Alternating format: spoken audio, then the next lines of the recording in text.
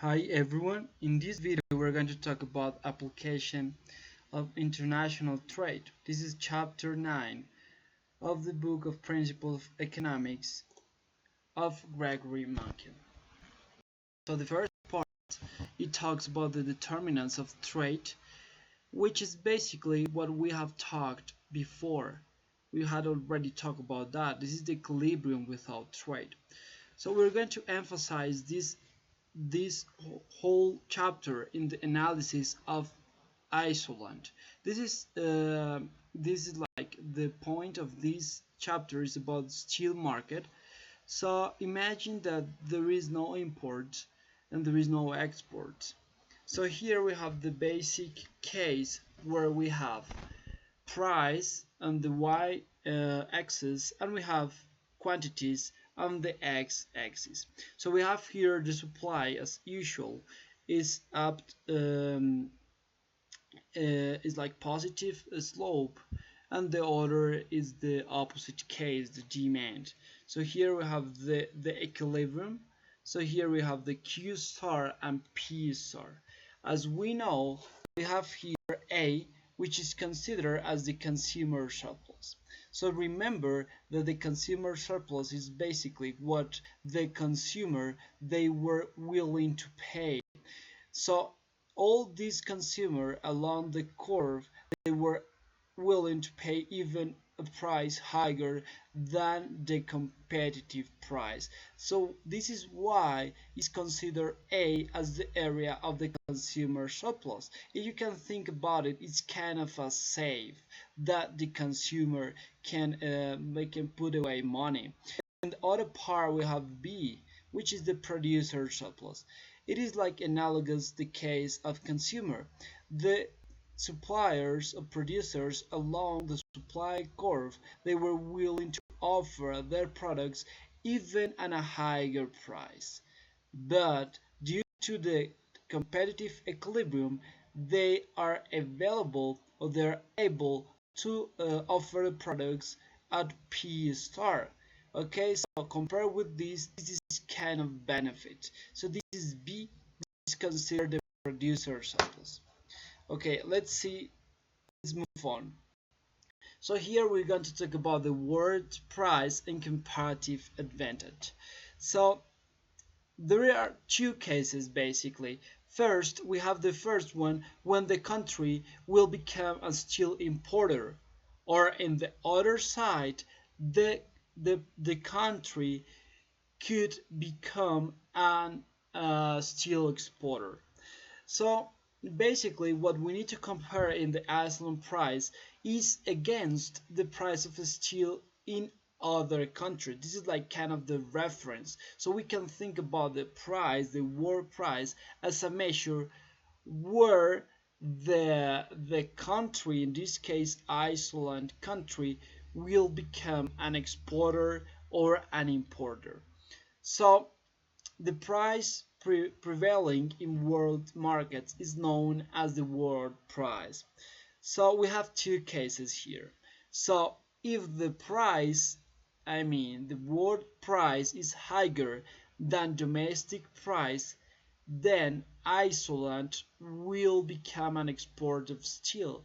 And if you can think about is kind of straightforward. You will see that the price is higher, so they're going to pay your products even to a better price. So in this case, for the country, it's better to become an exporter because they can receive a price higher than the price they received without trade.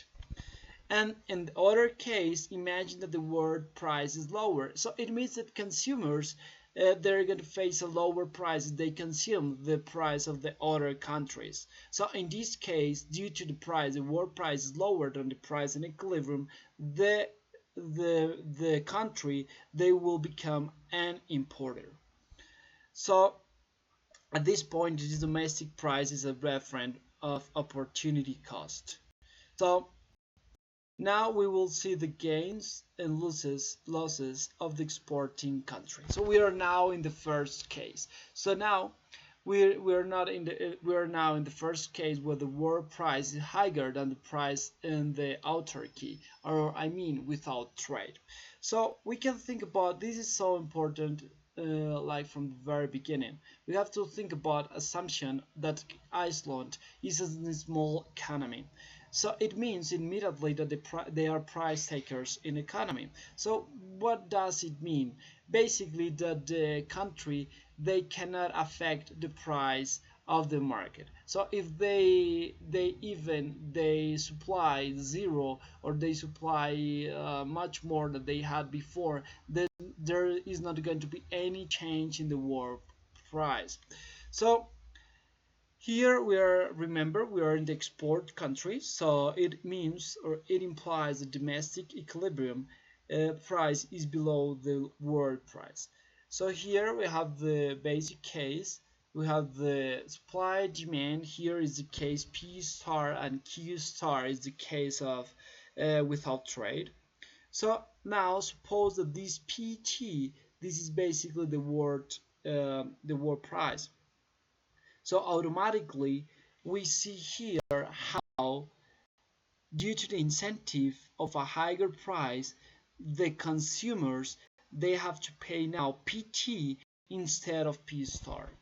So this is going to be the quantity demanded in the country, in Iceland, which is going to be definitely less than the previous situation, and they have to pay a higher price. On the other case, we have the QB. So QB, as you notice, this is higher than Q star. So it means that producers they can offer the steel to a higher price, so they will naturally they will supply more. So there's going to be QB as the quantity supplied. So this P star is the price before trade, as I said, and PT is the price after trade. So QA is the domestic quantity demanded, and the other case the QB is the domestic quantity supplied. So this difference, remember that this is going to be a difference between demand and supply. So this is going to be the quantity exported. Okay, so there's going to be the export of Iceland. So now we will study the welfare of this economy. We will try to figure out if with trade the situation of Iceland is going to be better off or worse off. Naturally, given that trade is better for the country, better for the world, better for everybody, so we'll need to see how the total welfare is improved. So here we have the basic case without trade. So we have Q star and P star as the previous case. Now with trade, now remember Iceland became an exporter, so they're going to offer their steel at a price of PT instead of P star. So here we have QA, as we defined before, as the quantity demand by the country, by the country. And other case, on the other part, we have the QB, which is basically the quantity supplied by the country. So as you notice, there's going to be a difference of price. So you notice first that the consumers they have to pay more for the good, but at the same time producers they will receive more for this good. So here we have our table, which basically the table has before trade, after trade, and there is a change. For the case of consumer surplus, producer surplus, and we will going to measure everything as the total surplus in the economy. So here, as I said before, these are the exports. So we have the price before trade, P star, PT, the price after trade, QA, the domestic quantity demanded, and QB, the domestic quantity applied. So here we have the case before trade. Why? Because we have here the first equilibrium. So at this price, all this triangle is considered as consumer surplus, A plus B plus C. On the case we have the producer surplus, which was E and F. So if we just like sum up all these welfare from the consumer and producer side, we will finally have this A, B, C, E, F total welfare for the economy before trade. After trade, what what do we have here? Basically, the consumer they have to pay a price of PT. So in this case, they're going just to have this triangle, this consumer surplus. So it is going to be just A. On the other side, the producer surplus is going to be all these. Why? Because they are going to produce at this level PT. So instead of supplying at these levels along the curve, they will be able to offer the product to the price PT. This whole triangle is the producer surplus, B plus C plus D plus E plus F. So this is going to be all total surplus. As you know, the consumer surplus, they will lose B and C. They won't have any more due to the change of the price. On the other side, we have the producer surplus, which there's going to be the part of the consumer surplus that was a part of them before. There's going to pass to the producer surplus, which would be BC. And this D is new. It wasn't part neither consumer nor producer. So in this part, they will have D, which is new. So as you notice, the trade will have like at the end a positive change of D. So this is the gain of trade. Okay, but we have to take into account that we are talking about total welfare. So as a total, there's going to be a better situation for everyone, but consumers are worse off. Okay, so maybe not everybody is going to be better, just as the summation of all welfare. So now we're going to and this is what I said before, trade raises the economic well-being of a nation. We'll talk the other case. So the opposite case of exporter is an importer. So we have an assumption again that Iceland is a small economy. The price takers in the economy, it means that they cannot change the price levels in the world. So remember that for the case that a country is an importer, it will be the case when the world price is lower than the domestic price. So there are incentives to buy from another countries, naturally, because consumers, they will pay less for the same good. So here we have again our normal case. We have the initial point Q star, P star, and now we have, instead of previous exercise, we have now a PT, which is the world price lower than the P star, lower than the domestic price. So in this point, as you notice, because of the price is lower than the previous one, the suppliers are going to be they are not going to be like really happy, because they're going to be a price lower, so it implies that they will supply less. So instead of supplying Q star, they will supply just Q B. On B, in the other case, the consumers, as you notice, they will be totally happy, because they want to have a price of P star instead of having PT as a price of reference. So there's going to be this difference. So this is considered, this is going to be the imports. Okay, this difference from QA to QB is going to be considered the import. So as you notice, QB is the domestic quantity supplied and QA is the domestic quantity demanded. So now going to do the same exercise than we did before, but it is going to be the importer case. So here we have the normal case P star Q star, and now there's going to be the change. Okay, so here we have all the stuff that we already know. And now first, what happened before trade? So before trade, consumers have A, okay, they have this triangle before the trade. On the other side we have the producer side. So we have this triangle which is known as the producer surplus. So it's going to be the welfare that they had before trade. So as you notice, this A, B, C triangle, this was the total surplus before the trade.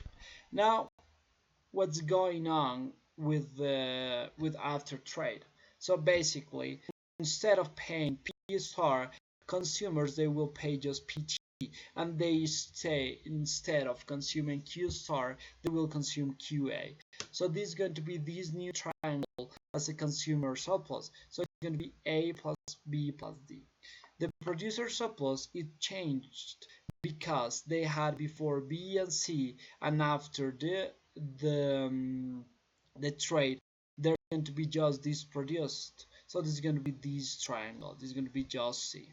So we have here the total surplus. As you notice, there's going to be a benefit of the consumer surplus. First they have this triangle, then they will have all this one. So as you notice, there's going to be an increase with B and D. Okay, on the other case, producer surplus, they will lose B.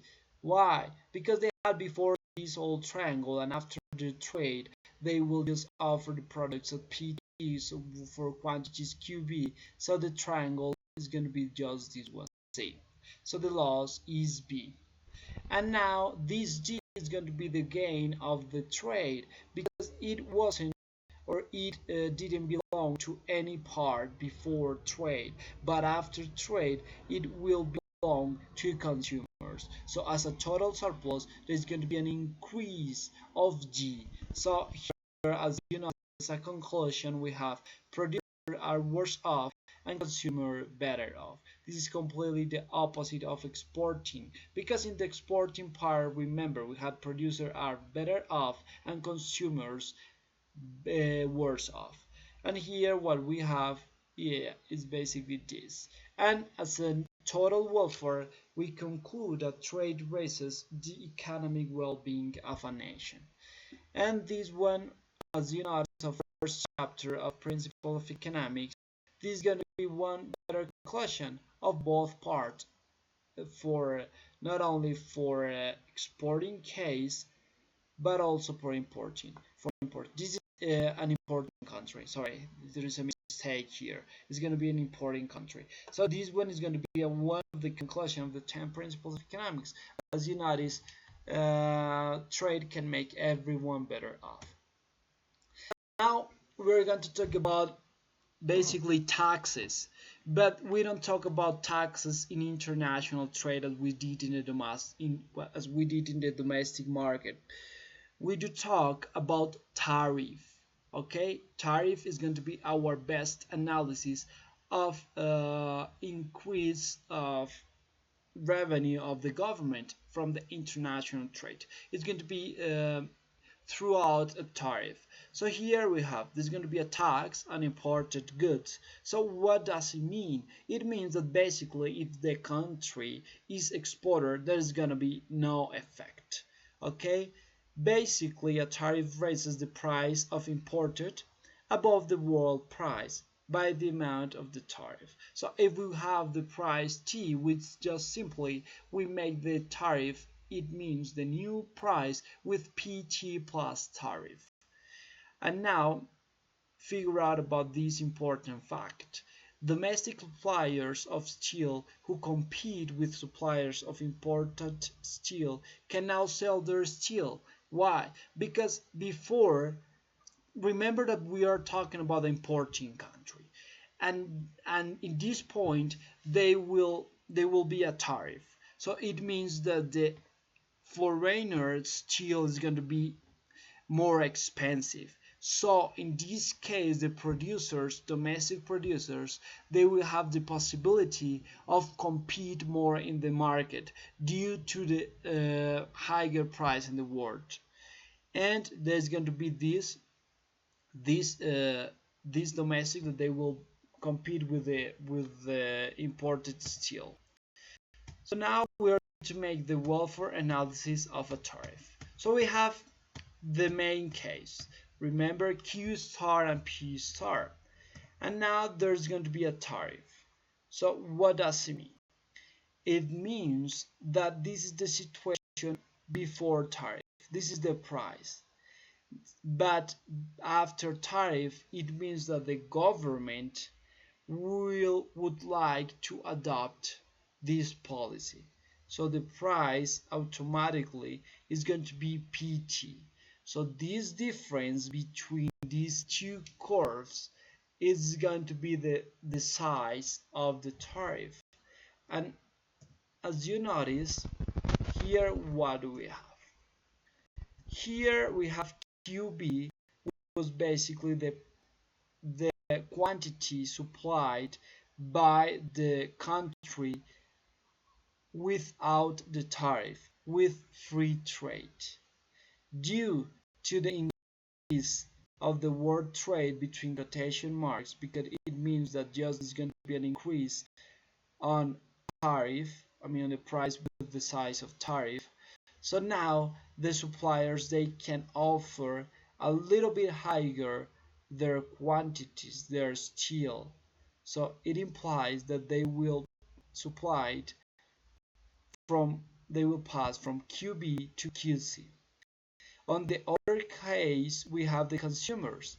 Before trade, they paid P1 at P1 with quantities A.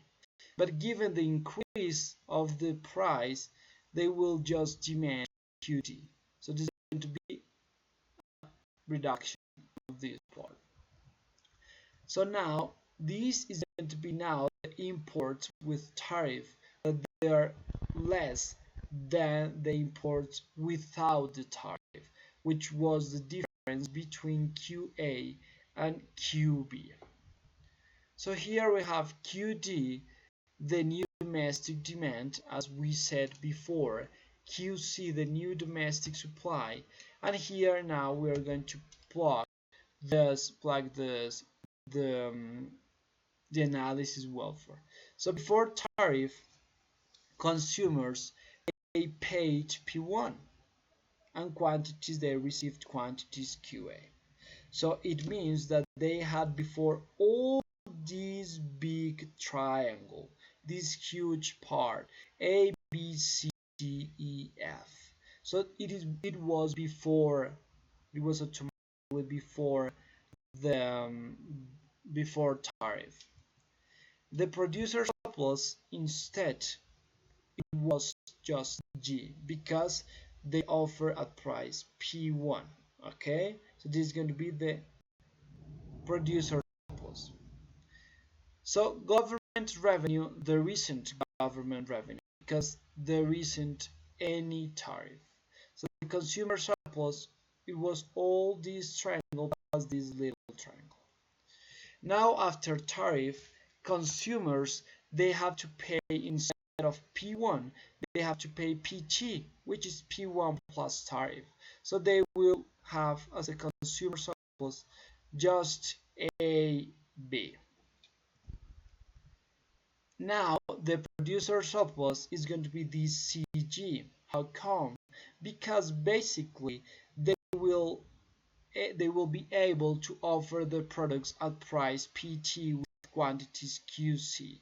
Instead of this P1, they can offer a PT. So this all CG, this is going to be the new producer surplus.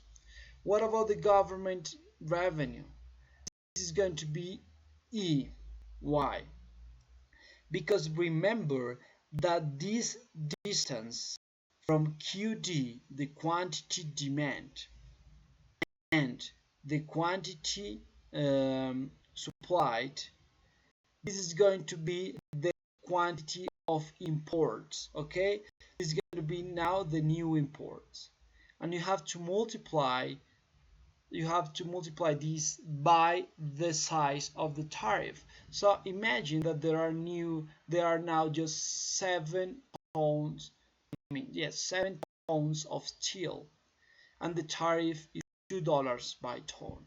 So automatically the revenue is going to be 7 tons times $2. It's going to be $14 of the government revenue. So this is going to be the rectangle, is going to be the increase or the revenue of the government. So as you notice, it will have AB plus CG plus E. Okay, this is going to be the ACGE. This is going to be the total welfare. So what about the consumer surplus? They will lose C, D, E, F. The producer surplus, they will gain C. The government, they will gain E. But the total economy will lose DF. Why? Because this triangle, there are going to be the quantities, but they are not going to be traded anymore due to the tariff.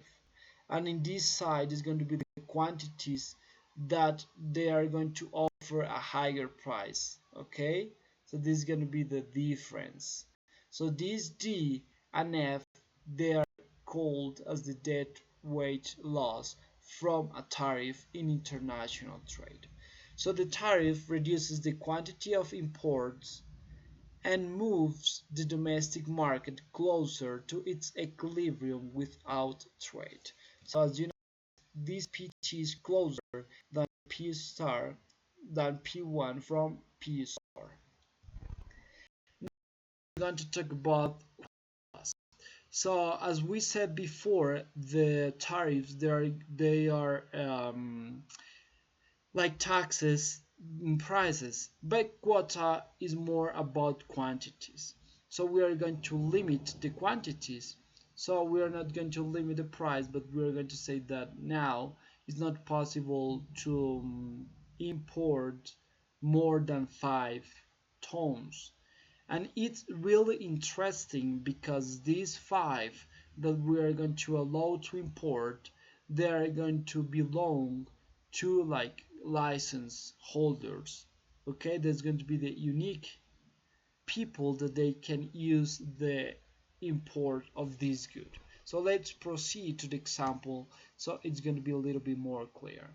So now we'll limit on the quantity of imports, and the import quota prevents the country from buying as much steel they want from abroad. So there's going to be a reduction of imports.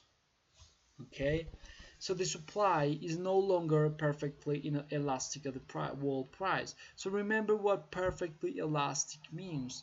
It means basically that the curve is, the slope is zero. So any change in price, it changes automatically the quantities in infinite. So now it's not gonna be more the case. So now we have here the import quota. Again, we have here the normal case P star, Q star. And remember that we are talking about the importing case. So we are just talking that the taxes, they affect the imports, the quota. So here we have the first A, B, remember. B is going to be the quantity supplied by the producer before the quota, and QA is going to be the quantity demanded by consumers before the quota. Now this is going to be the imports, all these imports before without quota, and now there's going to be a quota.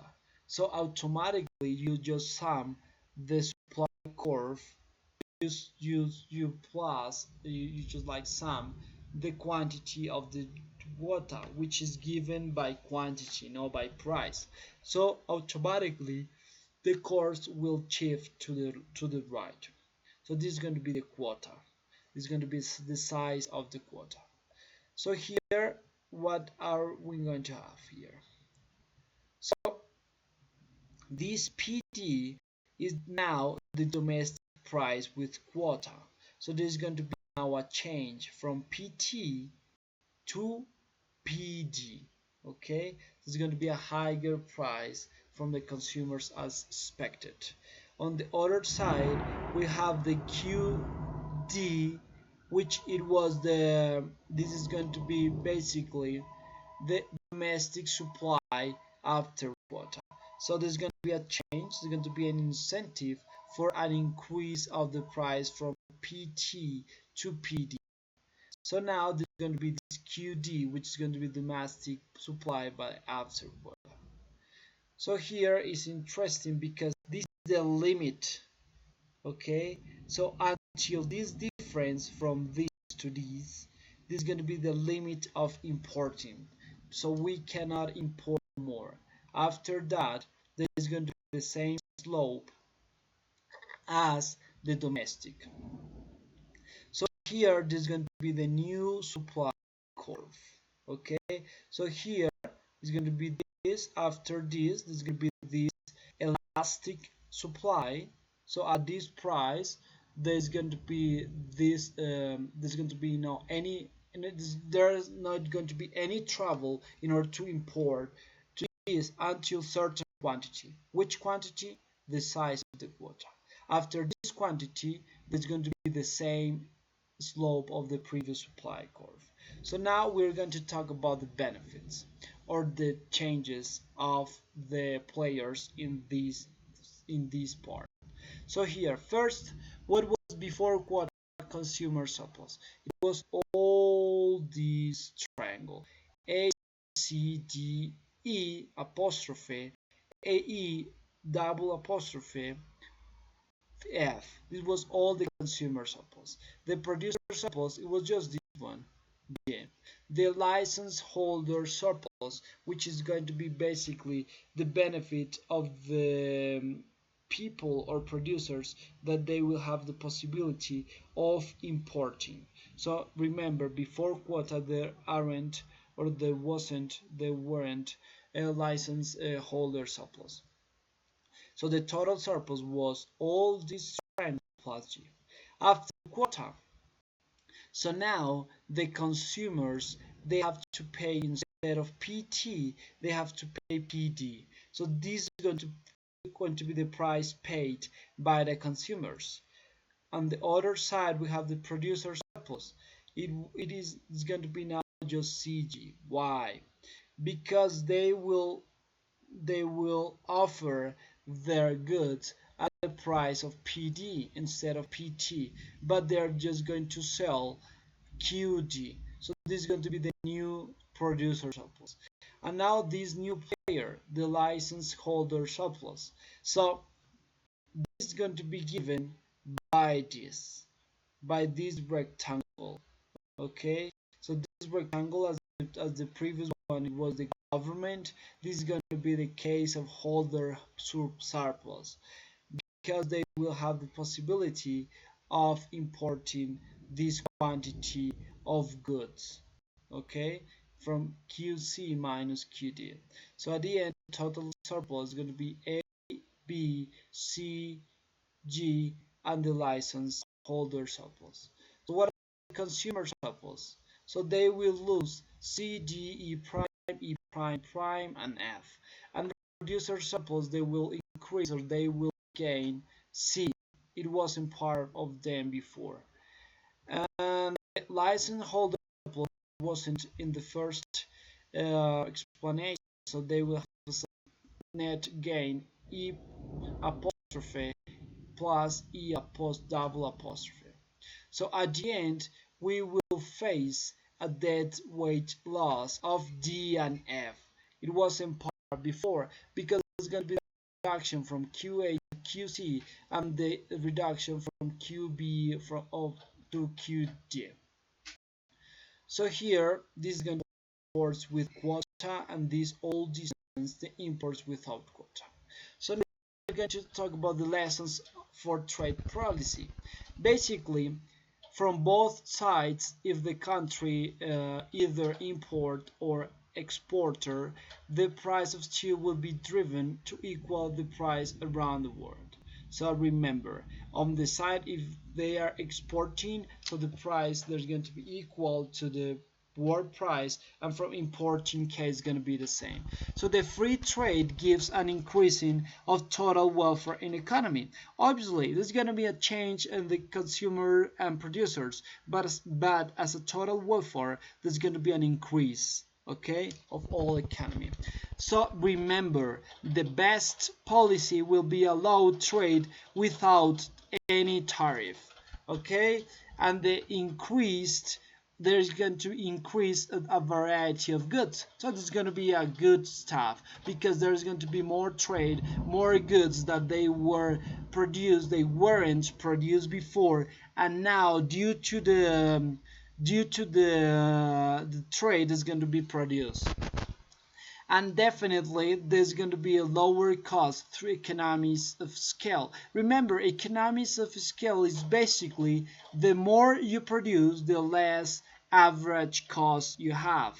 Okay, it's going to be decreasing throughout the production. So this is going to be good because there's going to be the countries that will produce more, and basically it's going to be an increased competition. We'll face basically generally more quality and usually lower price for consumers.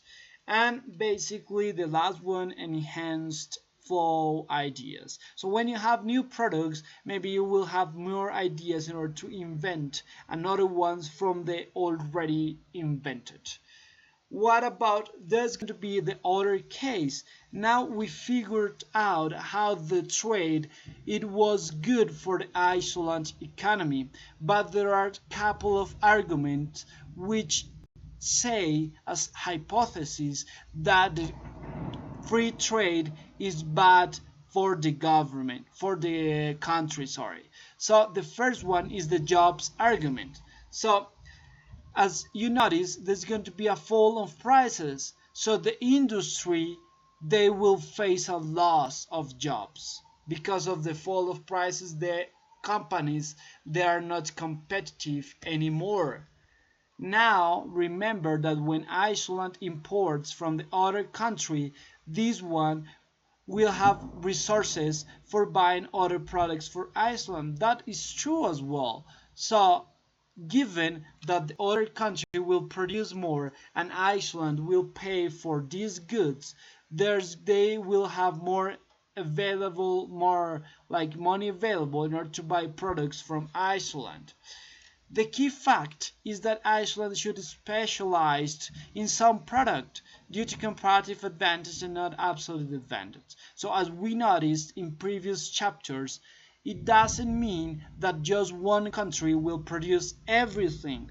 Then it will be just the case of United States or maybe Japan, okay, or Germany. No, they will produce maybe another goods that they are a little bit more capital intense, but another countries as my country Colombia, they will produce another goods.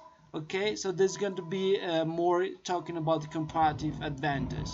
Okay, great. So the other argument is the national security argument. So it is basically because maybe you will have the industry is vital for the national security. So maybe in our case of steel, imagine that we are talking about maybe a world war that no one wants, but maybe it's going to be the case. So in this case, Iceland will depend on foreign countries. So in this case, they will not be able to produce guns. So this is going to be an argument of restricting trade.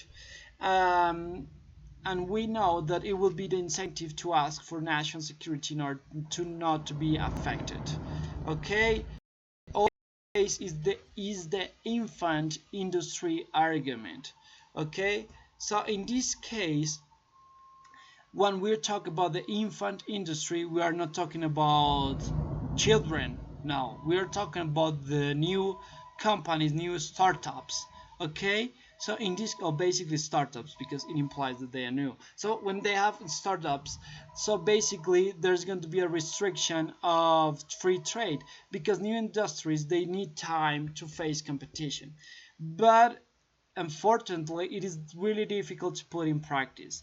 Government has to know which industries are potentially profitable. So it's really hard to know which one is going to be potentially profitable and which not. And then when the new industries in the market imagine that they are now profitable, it's a little bit hard to remove the policy, to remove the restriction, okay, because they already had before, so this is gonna be really hard. And like counter example of this one is the internet industry, because basically there are a lot of startups that they will face a lot of loss, as the YouTube channel, for example. Now the time that I'm using for this video is definitely less for the benefits that economically I'm facing, but it doesn't matter. We hope that someday we are going to break the equilibrium price, the equilibrium point. Let's see if it's gonna happen, or let's if it's not. Okay, and the other one, unfair competition argument. This is basically because, as a fact, there is an unfair competition when there are no the same rules from one country to another. So just like the freight per se, it is unfair because usually the rules or the frame under the trade is given is different. Okay, so for example, it there is a subsidies in one country, in steel country, I mean what in the steel industry, they're going to be definitely more competitive because they can offer a lower price than the world price. So this is going to be the case. So for this, there's going to be no the same rules. But remember that this is a bad policy in total welfare for the country that adopts this policy. However, from domestic as island consumer will benefit. Okay, the other one is the protection, double T, sorry, as a bargain chip argument. So basically, this is kind of like game theory. So this is kind of reciprocal policies. So it's going to be kind of threatened from one country to another. If you charge me a tariff, I will do the same. So I tariff your products unless you take away the tariff on the orders that I produce. So this is going to be a game, but it's kind of like it's going to be kind of bad because maybe it could be the case that both fixed tariff and both will face like less welfare. So this is basically all. I hope you have listened, you have heard, because here like a really high rain in my city. There are rainy dog dogs and cats, but I hope you listened and you grasp the idea of this chapter. See you the next videos, and great success with economics. Bye bye.